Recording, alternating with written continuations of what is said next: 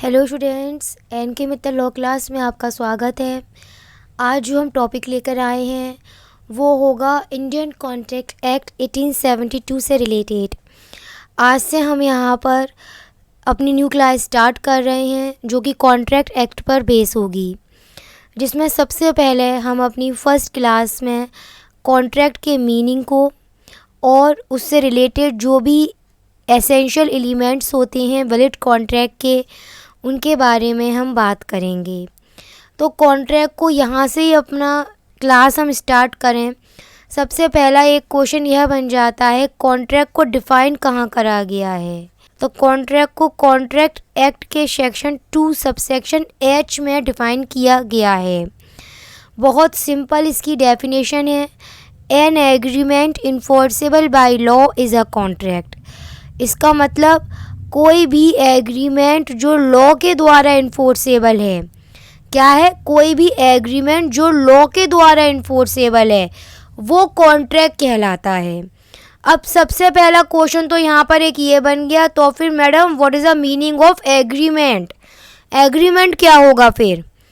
पहले तो एग्रीमेंट की डेफिनेशन समझ लो, कहाँ पर दे रखी गई है, सेक्शन 2 सबसेक्शन E में दे रखी गई है एग्रीमेंट की definition. Every promise, every set of promise forming the consideration for each other each an agreement. बहुत ही सिंपल तरीके से समझा देती हूँ, समझ लो इसे। सपोज करो A और B दो पार्टी हैं। A के पास में अपनी एक कार है, वो B को उस कार को 10 लाख रुपए में बेचने की बात करता है। क्या समझे? ए कहता है कि उसके पास एक कार है, वो उस कार को बी को 10 लाख रुपए में बेचना चाहता है। अब यहाँ पर ए के लिए कंसिडरेशन क्या है? आंसर करो स्टूडेंट्स। यहाँ पर ए के लिए कंसिडरेशन है 10 लाख रुपए और बी के लिए क्या कंसिडरेशन है? वो कार। तो ये एग्रीमेंट है बिटवीन ए और बी। लेकिन हमारा क्वेश्चन क्या है कि ये जो एग्रीमेंट इस समय ए और बी के बीच हो रहा है, ये एग्रीमेंट कॉन्ट्रैक्ट क्यों कहलाएगा?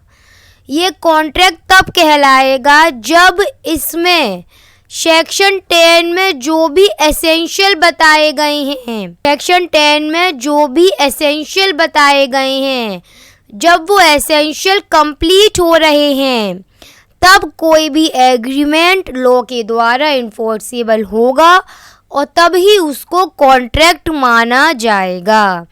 तो सबसे पहले तो जो आपको इसमें याद रखने वाली बात है वो यह है कि सेक्शन 10 के एसेंशियल क्या होंगे।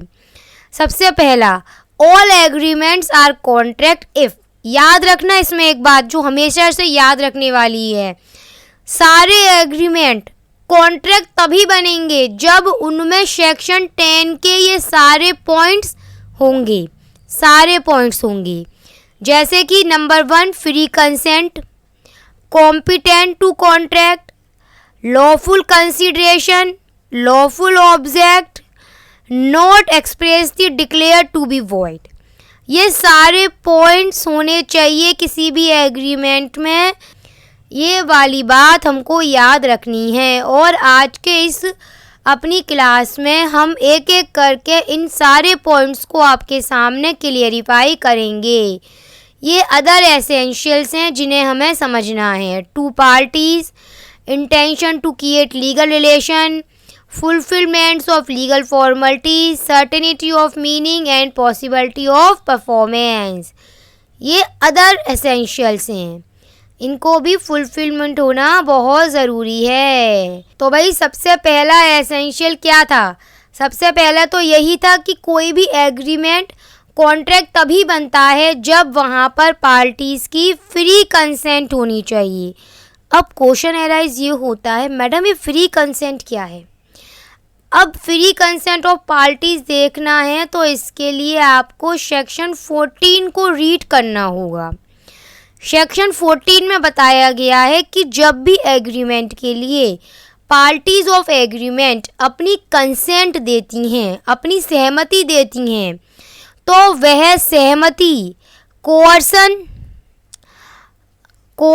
सेक्शन 15 में जो है कोअर्सन अनड्यू इन्फ्लुएंस, फ्रॉड, मिसरिप्रेजेंटेशन और मिस्टेक से फ्री होनी चाहिए। तभी हम मानेंगे कि पार्टीज़ की कंसेंट फ्री कंसेंट है। चलिए इसे और सिंपल एग्जाम्पल से क्लियर कर देते हैं। जैसे कि सपोज करो ए है, उसकी पोजीशन एक मास्टर की है, बी की पोजीशन एक सर्वेंट की है। ए एक मास्टर है, उसकी पोजीशन एक मास्टर की है, बी की पोजीशन सर्वेंट की है।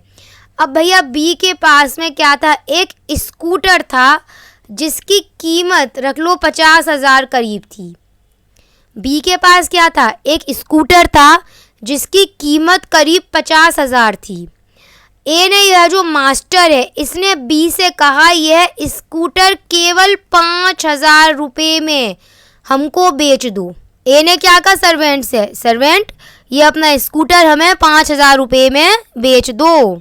अब यहाँ पर इतना तो आप भी समझ रहे हैं, ये जो ए है इस समय इसकी पोजीशन कैसी है, कहीं ना कहीं ए डोमिनेट पोजीशन में है कि नहीं है, एग्री करते हो?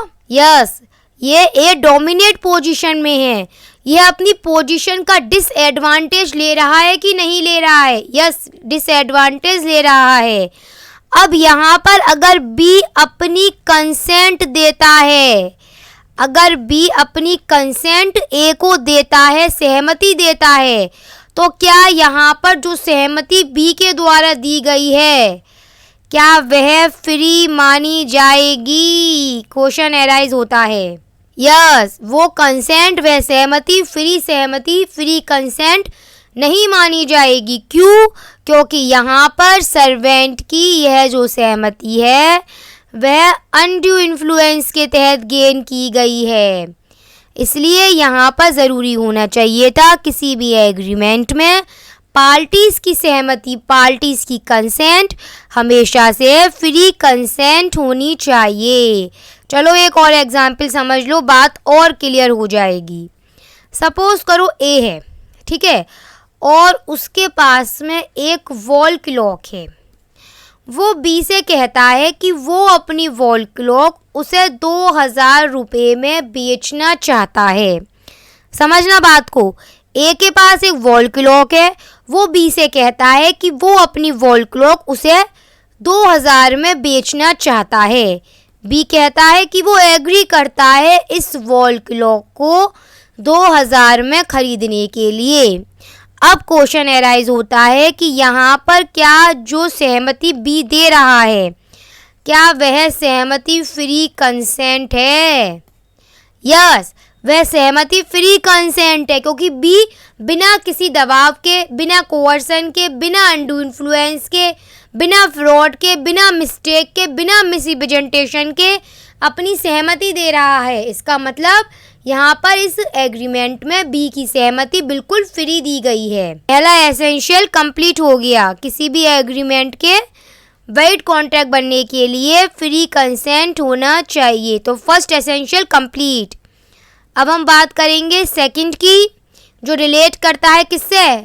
Competent to contract. भैया इसका मतलब क्या है ये समझ लो पहले। यह बात करता है कॉम्पिटेंसी ऑफ पार्टी से, यह बात करता है सेक्शन 11 से, यह बात करता है कि जिस समय एग्रीमेंट हो रहा है उस समय पार्टीज को मेजर, साउंड माइंडेड, मेजर और साउंड माइंड होना चाहिए और नॉट डिस्क्वालीफाइड बाय लॉ, और उन्हें लॉ की तरफ से डिस्क्वालीफाइड नहीं होना चाहिए कॉन्ट्रैक्ट करने के लिए। इसका मतलब समझ में आ गया बच्चों को? कॉम्पिटेंसी टू कॉन्ट्रैक्ट का क्या मतलब है? कॉम्पिटेंसी टू कॉन्ट्रैक्ट का मतलब होगा कॉम्पिटेंसी ऑफ पार्टीज से, कि जिस समय एग्रीमेंट किया जा रहा है उस समय पार्टीज को मेजर और साउंड माइंड होना बहुत ज़रूरी है। चलिए एग्जाम्पल आपके सामने है। सपोज करो ए है, वो 40 साल का है, बी 42 साल का है। ए अपनी कार जो है वो बी को बेचने की बात करता है 10 लाख रुपए में, ठीक है। अब यहाँ पर क्या कोई एज की वजह से प्रॉब्लम एराइज हो रही है? क्योंकि हमने शुरू में भी कहा था पार्टीज को क्या होना चाहिए, मेजर प्लस साउंड माइंड होना चाहिए plus not disqualified by law, law की तरफ से डिस्क्वालिफाइड बाय लॉ नहीं होना चाहिए, नॉट डिस्क्वालिफाइड बाय लॉ। और यहाँ पर ए अपनी कार बी को बेच रहा है, ए 40 साल का है, बी 42 साल का है, दोनों साउंड माइंड भी हैं और कोई लॉ की तरफ से डिस्क्वालिफाइड भी नहीं है। तो यहाँ पर ये क्या होगा, यहाँ पर पार्टीज की कॉम्पिटेंसी ऑफ पार्टीज माना जाएगा। इसको समझ लो, इसमें क्या था, ए की उम्र कितनी है इस वाले एग्जाम्पल में, ए 16 साल का है, ठीक है। एक हॉर्स का ओनर है, अपने हॉर्स को 20,000 रुपये में बी को बेच रहा है, बी 32 साल का है। भैया सबसे पहले तो ये देख लो, ए जो है वो माइनर है, बी मेजर है। अब क्या करें, हमने कहा था कॉम्पिटेंसी ऑफ पार्टीज का मतलब है दोनों पार्टीज, ए और बी बोथ, दोनों पार्टीज को मेजर होना चाहिए। जबकि यहाँ पर तो एक पार्टी माइनर है और एक मेजर है, काम नहीं चलेगा। ये एग्रीमेंट किस में जाएगा, वॉइड एब इनिशियो में जाएगा। अगर आपसे कोई पूछे इसका लीडिंग केस क्या है इस तरह का, मोरी बीवी वर्सेस धर्मोदास घोष इसका लीडिंग केस है, हमेशा याद रखिएगा आप इस बात को। एक आप इसमें एक और समझ लीजिए, हम बार बार बात कर रहे थे पार्टीज को मेजर होना चाहिए, साउंड माइंड होना चाहिए, नॉट डिस्क्वालिफाइड बाय लॉ होना चाहिए। चलो इसका एग्जाम्पल समझ लो, ए है, उसके पास में एक बुक है, वो बुक वह 5,000 रुपये में बी को बेच रहा है। ए के पास एक बुक है, वो बुक 5,000 रुपये में वह बी को बेच रहा है। अब समझना, असलियत में तो इस बुक की कीमत 50 रुपये भी नहीं है, ठीक है। और जो यहाँ पर बी है ना, जिस समय अपनी सहमति ए को दे रहा है, जिस समय ये एग्रीमेंट किया जा रहा है, उस समय जो बी है वो अनसाउंड माइंड है। फॉर एग्जाम्पल ये रख लो कि जो बी है उसे बहुत तेज फीवर आ रहा है, फीवर इतना ज़्यादा है कि वो समझ नहीं सकता कि ए उससे क्या बोल रहा है, टर्म्स एंड कंडीशन क्या हैं उस एग्रीमेंट की, वो कुछ भी समझ नहीं सकता है। अब यहाँ पर क्या होगा, यहाँ पर ये जो एग्रीमेंट बिटवीन ए और बी हो रहा है वो वॉइड माना जाएगा। क्यों, सपोज करो ये ए 20 साल का था और ये बी मान लो 25 साल का था। भैया एज तो सही है, मेजर हैं दोनों, लेकिन दोनों पार्टीज साउंड माइंड भी होनी चाहिए, दोनों पार्टीज कॉन्ट्रैक्ट के टाइम पर साउंड माइंड होनी चाहिए। उन्हें पता होना चाहिए कि वो कौन सी बात को लेकर एग्रीमेंट कर रहे हैं, उसके टर्म्स एंड कंडीशन क्या हैं, उसका नेचर क्या है, क्या उसका रिजल्ट होगा। जबकि इस एग्जाम्पल में जो बी था उसको इतना फीवर आ रहा था कि वो समझ ही नहीं सकता था कि क्या रिजल्ट निकल रहा है इस एग्रीमेंट का, इसलिए ये वॉइड होगा एग्रीमेंट। एक अभी आपके कितने हो गए स्टूडेंट्स, अब तक 2 एसेंशियल कंप्लीट हो गए आपके यहाँ पर, फ्री कंसेंट का एंड कॉम्पिटेंट टू पार्टीज़ का। अब हम बात करेंगे लॉफुल कंसिडरेशन की एंड लॉफुल ऑब्जेक्ट की। यस भैया, जब आप एग्रीमेंट कर रहे हैं तो उसमें लॉफुल कंसिडरेशन और लॉफुल ऑब्जेक्ट होना बहुत ज़रूरी है। इससे रिगार्डिंग सेक्शन 23 है, अभी सिर्फ इतना याद रखो, रिगार्डिंग सेक्शन वो हम जब चैप्टर में बात करेंगे क्लास में इसको और क्लेरिफाई करेंगे। एग्जाम्पल चाहो तो समझ लो, इसका बहुत क्लियर है। ए के पास एक बुक है, एक बुक का ओनर है, वो इस बुक को 5,000 रुपये में बी को सेल करना चाहता है। भैया यहाँ पर अपनी बुक बेच रहा है वो, और बी उस बुक को 5,000 में खरीद रहा है। लॉफुल कंसिडरेशन है, लॉफुल ऑब्जेक्ट है, एग्रीमेंट अपने आप ही वैलिड बन गया, अपने आप ही क्या बन गया, वैलिड बन गया। आप सेक्शन 23 का एक इलस्ट्रेशन देख लीजिए जो इसमें दे रखा गया है। भाई बात ये थी कि जो ए थे वो प्रॉमिस करते हैं बी से कि अगर ए बी की सरकारी नौकरी लगवा देंगे तो जो बी भाई साहब हैं वो ए को 1,000 रुपये पे करेंगे, सरकारी नौकरी लगवा देते हैं। तब जब आप सेक्शन 23 रीड करोगे ना स्टूडेंट्स, तो आपको पता चलेगा कि it is against of public policy, यह अनलॉफुल है, इसलिए यह एग्रीमेंट वॉइड है। और सेक्शन 23 में यही है सॉरी आपके जो एसेंशियल हैं वो यही कहते हैं कि कंसिडरेशन हमेशा लॉफुल होना चाहिए, लॉफुल ऑब्जेक्ट होना चाहिए। अगर आपका कंसिडरेशन ही लॉफुल नहीं है, आपका ऑब्जेक्ट ही लॉफुल नहीं है, अनलॉफुल है, तो वह एग्रीमेंट वॉइड होगा। जबकि हम बात क्या कर रहे हैं प्रेजेंट केस में कि कोई भी एग्रीमेंट एक वैलिड कॉन्ट्रैक्ट कब बनता है, कोई भी एग्रीमेंट एक वैलिड कॉन्ट्रैक्ट तभी बनता है जब उसमें लॉफुल कंसिडरेशन, लॉफुल ऑब्जेक्ट भी होना चाहिए। Are not hereby expressly declare to be void. ये आप इसका एक और पॉइंट देख लीजिए, ये लास्ट पॉइंट है इसमें एसेंशियल का। ये भाई इसमें क्या बताया गया है कि जब आप एग्रीमेंट कर रहे हैं, अगर आप एग्रीमेंट किसी ऐसी बात को लेकर कर रहे हैं जिसे लॉ की तरफ से डिक्लेयर वॉइड कर दिया गया है, जिसे वॉइड डिक्लेयर किया गया है, तो क्या ऐसा कोई भी एग्रीमेंट कभी भी वैलिड कॉन्ट्रैक्ट बन सकता है? नहीं बन सकता है। लाइक एग्जाम्पल ले लीजिए, सेक्शन 27 ले लीजिए आप फॉर एग्जाम्पल। सेक्शन 27 क्या बताता है?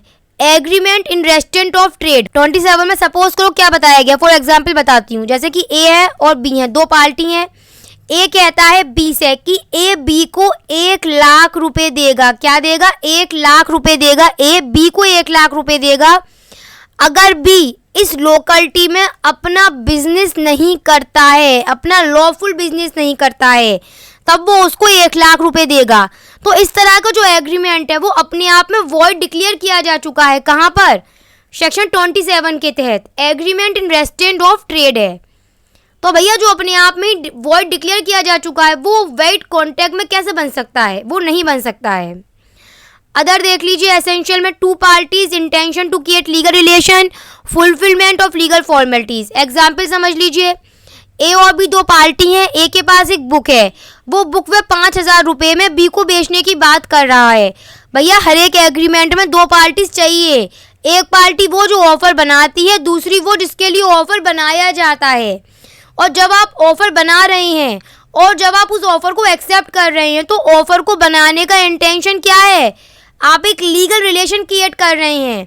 यहाँ पर आप किसी पार्टी को डिनर पे नहीं बुला रहे हैं, बल्कि आप जब ए बी को अपनी बुक बेचने की बात कर रहा है तो वो कहीं ना कहीं लीगल रिलेशन क्रिएट करने की बात कर रहा है। इससे रिलेटेड जो भी लीगल फॉर्मेलिटीज़ है वो कंप्लीट की जाती हैं। हाँ भैया, सर्टेनिटी ऑफ मीनिंग बहुत क्लियर है, ये समझ लो। ए के पास में एक्स और वाई दो कारें हैं। ए के पास में एक्स और वाई दो कारें हैं। वो बी से कहता है कि वो अपनी कार उसको बेचेगा। कितने रुपए में बेचेगा? 5 लाख रुपए में बेचने की बात कर रहा है। ए के पास एक कार है, वो कहता है एक्स और वाई दो कारें हैं। वो बी से केवल इतना कहता है कि वो अपनी कार उसे 5 लाख रुपए में बेचेगा। यहाँ पर उसने उसे बताया ही नहीं बी को एक्स कार बेचने की बात कर रहा है कि वाई कार बेचने की बात कर रहा है। क्या यहाँ पर सर्टेनिटी है? क्या यहाँ पर बताया जा रहा है कौन सी कार बेचने वाले हैं? सर्टेन है क्या यहाँ पर? ये नहीं है सर्टेन। एग्रीमेंट अपने आप वॉइड हो गया। कहाँ से वैलिड कॉन्ट्रैक्ट बनेगा? ये सर्टेनिटी होनी बहुत ज़रूरी है। पॉसिबिलिटी परफॉर्मेंस बहुत सिंपल लहजे में समझाऊंगी, समझ लो। ए और बी दो पार्टी हैं, ठीक है। ए जो है ना इस बी के पास जाता है और कहता है बी को कि वह बी को 10 लाख रुपए देगा। कितना देगा? 10 लाख रुपए देगा अगर बी जो ए का मर गया बेटा था सी, अगर बी ने उसको जीवित कर दिया, बी ने उसको दोबारा से रिलाइव कर दिया, दोबारा से जीवित कर दिया अगर, तो यहाँ पर वह बी को 10 लाख रुपए दे देगा। अब भैया तुम ये देख लो, ए की तरफ से परफॉर्मेंस हो सकती है, क्या बी की तरफ से परफॉर्म किया जा सकता है इसको? आंसर करो। नहीं। क्यों? क्योंकि भाई इसे करना इम्पॉसिबल है। क्या कोई किसी को दोबारा जीवित कर सकता है? नहीं कर सकता है। परफॉर्मेंस हो ही नहीं सकती है। जबकि किसी भी एग्रीमेंट के वैलिड कॉन्ट्रैक्ट बनने के लिए यह भी एक ज़रूरी एसेंशियल है कि दोनों पार्टीज़ की तरफ से, दोनों ए और बी दो पार्टीज़ होती हैं, अभी शुरू में बताया था मैंने, ऑफरर और ऑफरी, दोनों पार्टीज़ की तरफ से होना चाहिए, दोनों पार्टीज़ की तरफ से परफॉर्म होना चाहिए। केवल एक पार्टी की परफॉर्मेंस की बात नहीं कर रहे हैं हम, पार्टीज़ की परफॉर्मेंस की बात कर रहे हैं, दोनों पार्टीज़ की। तो स्टूडेंट्स, आज आपने यहाँ पे मीनिंग ऑफ कॉन्ट्रैक्ट को जान लिया और इसके साथ में ही सेक्शन 10 को जान लिया, जिसमें बताया गया है कि कोई भी एग्रीमेंट कॉन्ट्रैक्ट तभी बनेगा जब उसमें ये सारे एसेंशियल्स होने चाहिए जो सेक्शन 10 में बताए गए हैं।